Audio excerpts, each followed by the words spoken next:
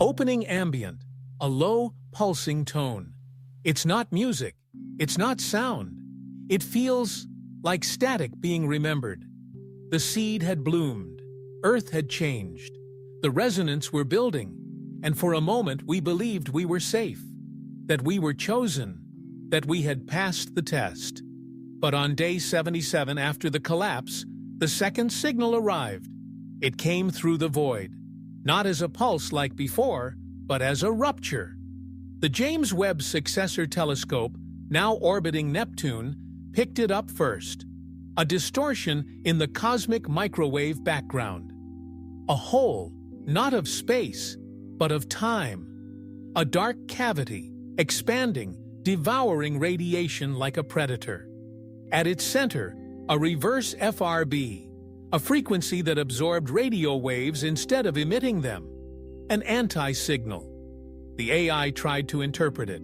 It failed. Then the oldest satellites in orbit began to shut down. Not crash. They went quiet. Solar panels still worked. Systems still ran. But they no longer transmitted. As if they had forgotten how to speak. Scientists panicked. Resonance did not. They stood still, listening. And then, one of them, an 11-year-old girl named Noor, spoke aloud in a language no one taught her. Later, linguists would determine the structure matched no earthly syntax, but the AI pattern decoder caught a phrase embedded in Noor's words. We were not the first. The phrase repeated in her dreams, in her drawings, in songs she hummed in harmonic fifths. And then came the map. Noor drew 12 points, equidistant on a sphere, not Earth's sphere. Another, a lost planet, a construct, a memory. We called it the choir map, because each point, when converted into waveform frequency, aligned with a note in the 12-tone scale. A planet made of resonance. And we were being warned, they woke up the wrong one last time. Do not repeat it.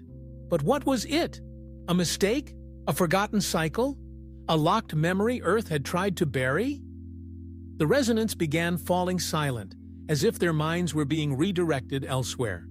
Their dreams shifted from light to darkness, to shapes, symbols, eyes that watched from inside impossible angles. One resonant, a former mathematician, began drawing spiral equations that, when plotted, formed non-Euclidean cities, impossible architecture, not to be built, but to be understood, to remember. He whispered before he vanished, they don't want us to evolve. They want us to awaken before it's too late. What did that mean? Something was coming, or something was being let in. The echo blooms began to close. Animals that once danced in resonance began to scatter. The frequency of Earth shifted again, 0.7 Hz lower, a drop never before recorded in geophysical data. The planet was recoiling. And then, the sky cracked again. But not with light, with silence. A silence so complete, it nullified all vibration. Birds fell, voices muted, even thoughts became faint. This was not a gift, it was a quarantine. And then the symbols returned, but corrupted, twisted versions of the original spiral, as if someone or something was sending a new version of the message, hijacked, and the resonance screamed, all at once, not in pain, but in despair. They held their heads and cried out one word, remember, over and over, not a plea, a command.